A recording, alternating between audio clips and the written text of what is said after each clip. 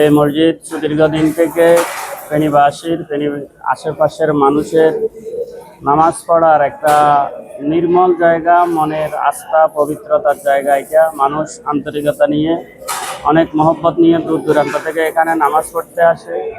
তেমনিভাবে পবিত্র মাহে রমজানে এখানে ইফতার করতে পারা, ইফতার করার জন্য মানুষ আসে এবং একটা প্রশান্তি পায়, বরকত পায়।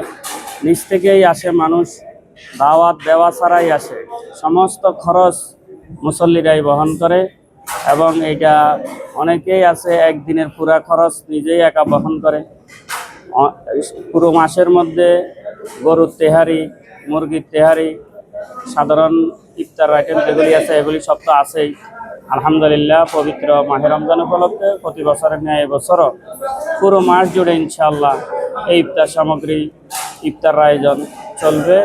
কমিটির সদস্যরা সক্রিয় থাকে, ওনারা নিজেরাই খাদেমের দায়িত্বে থাকে এবং মসজিদ কমিটি যারা আছে, পরিচালনা পর্ষদ যারা আছে, সবাই আন্তরিকতা দিয়েই মেহমানদারি করার চেষ্টা করে। আলহামদুলিল্লাহ, আমাদের এখানে দীর্ঘদিন যাবতে এই ইফতারের আয়োজন করা হয়। এই টাকা পয়সা মুসল্লিরাই দেয়। আর আলহামদুলিল্লাহ প্রত্যেক দিনে ১,১২০০ মুসল্লি আমাদের এখানে উপস্থিত থাকে আর কি। ওদেরকে সম্মানের সাথে ইফতার করানো হয়।